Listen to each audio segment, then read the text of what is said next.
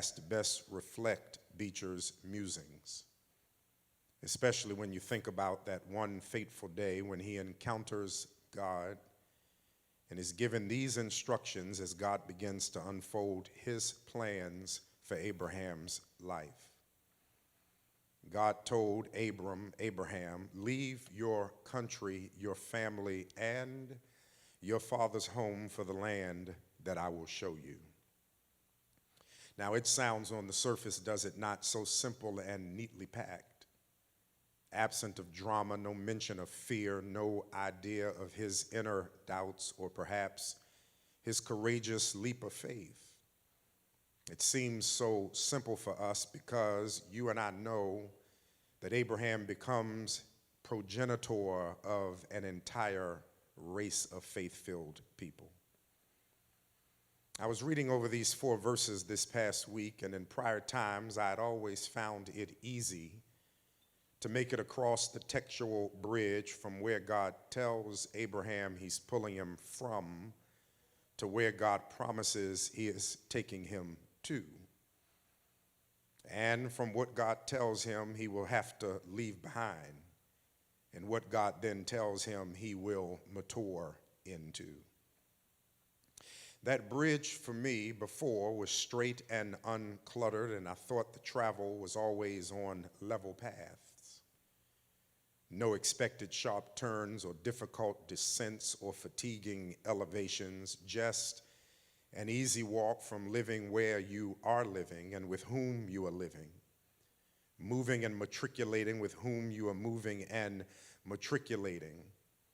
And now God inserts himself because he wants you to incarnate his will in the earth in this period in human history. But this past week, trying to race across that bridge once again, I found myself stuck right in the middle. And I could not stop thinking about Abraham being asked to make this kind of change so abruptly and with so much significant loss and sacrifice. Nothing in previous chapters become clues for us that this has been discussed countless times before. No mention of prior resistance from Abraham where God had to bring to him additional confirmation. Abraham is hit with change so fast that I had to stand in the middle of that bridge and not let what God says he'll bless him with and who he intends to make him. I couldn't let that make me act like I was not totally shocked at how fast God was asking Abraham to pack up and leave everything. Behind me on the bridge was everything significant to Abraham, and in front of me on that same bridge was nothing similar to what he was being instructed to leave behind. And maybe because of the times you and I are living in, for the first time, standing in the middle that marks the halfway point, I couldn't take that next step towards Abraham's future journey. Why? Because I kept wondering, does change always have to cost so much? Does change in our lives have to always be so invasive? God, whenever God wants to, just pushing in uninvited, unexpected, unannounced? Does it have to force me to let go of things held so comfortable, so fast, so final, so complete? Does God resonate with the pain he is causing by the changes he is demanding? I'm telling you, I stood in the middle of that bridge between God saying leave and God leading only where God knows is the destination. Can I tell you that here is my opinion, change is challenging.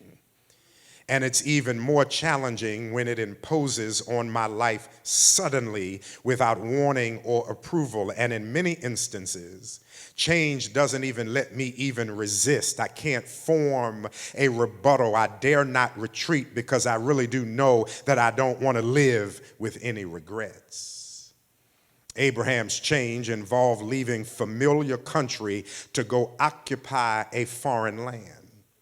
In addition, go live in a different culture that speaks a different language and who practice different traditions. Leave all your relatives and vacate your home and walk away from all of your friends. And, oh, in case I didn't say it, it's going to be forever. Leave your security and embrace the unknown and go where I'm telling you, even though I'm not specifically telling you where you're going. And Mount Ararat, on top of all of this, God in essence says to him, I want you to know, Abraham, that it's all because I want to do something in and through you. So it's really not even about your want or your wish. Really, it's about my will. And the only justification you have for responding immediately and obediently is that I am God and you trust my sovereignty, that you're in awe of my power, that you know I always have a purpose and a plan for your life. I want you to obediently and radically follow me because you know my plans are always best for you. Now, some of you may find the promises of God enough to erase the pain that change often demands, because God does here provide promises to Abraham. He tells him, your name is going to be great. Your family is going to be great. I'm going to give you many descendants, and the world is going to be blessed through you. But I want to repeat that some of us stand on the bridge looking back at family and friends and home and traditions and language and culture, and then look forward and find the blessing of greatness and the promise of many descendants, and you find it to be enough for you to make you run to the other side of the bridge and step off into the new adventure perhaps that God is calling you to. But I couldn't run that fast. I'm trying to run to the other side, but I kept getting halted by my looking back. This is a lot of change. It's significant change. This is the kind of change that comes when pandemics hit the globe and millions of people get sick in a matter of weeks, and millions become suddenly unemployed in a matter of weeks. And again, decisions are made that leave people on the margins more fragile, even from already marginalized spaces. It's change that strikes when you wake up feeling great and then a stroke hits you, or a heart attack halts all future plans, when an unexpected death occurs in the family, when plans long thought out are canceled by events that are out of your control. It's when you're forced to live with other people's decisions that did not include you in any conversation, but those decisions will sure enough affect you in deep and painful ways. And my brothers and my sisters, on every level, no matter what you're talking about, change is hard. How do you hear change? How do you process change? How do you walk even reluctantly through change? How do you wake up and expect to go about a normal day and then hear these words, leave everything, vacate your family, go to some place where your language will not fit? I want you to immerse yourself in a different culture and learn their traditions. And, oh, in case I didn't tell you, it's going to be forever. Go where I will show you and I'll bless you to be great and to start a family line that will be great in the earth. And may I remind you that Abraham is 75 when he encounters God in this fashion. This is relevant, I think, because every one of us are managing drastic change. Every one of us these days are managing change we never thought would be ours to have to manage in this fashion. And we are all standing nervously curious about what this change will mean for us in the future. I've spent so much time on the internal and emotional construction site that God is working on in this space where he knew I now had time for necessary demolition and construction and repair and upgrades. Before the pandemic, I didn't have time for him to overturn some things or to deconstruct some things or to demolish some things or to knock down or implode some things. But when the pandemic hit, It gave necessary time for internal, spiritual, and emotional construction. And the change has been uncomfortable. And the questions I ask of our future keep coming back with the same answers, that we're never going back to life as it was. And the changes necessary for life as we will know it are still yet unfolding. And maybe I need to just pound that into somebody's consciousness one more time, because while change is uncomfortable, I need you to hear the truth. We're never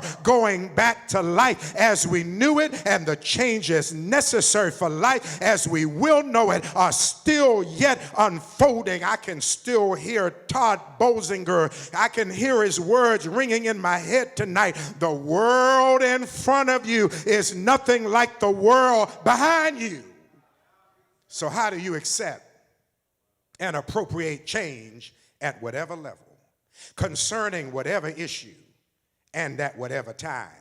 When it is God initiated and God inspired and God required. I know one of the many things that Abraham's encounter teaches us is that in order to accept change, you have to possess and nurture what I want to call a healthy spiritual sifter that guides your life. A healthy spiritual sifter that guides your life. A healthy filter, albeit spiritual filter, through which you strain all of your human decisions. When God forces change on your life at the level he is pushing on Abraham, when life forces change on your expectations, when people force change on your emotions, you need to be able to discriminate these changes with a sanctified mind, spirit, and heart, so that you can sift out purpose beyond shock and pain.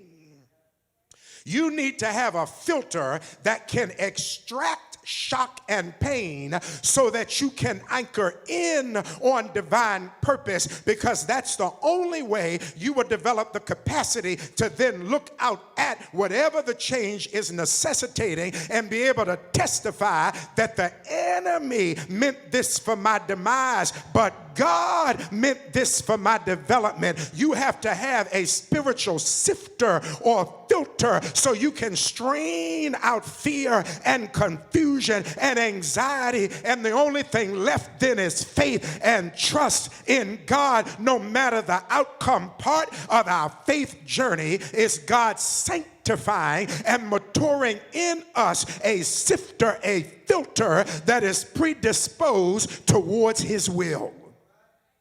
This, brothers and sisters, is how you forgive those who are reckless with the privilege to have been attached to your life. This is how you turn down the temptation to mistake good for great.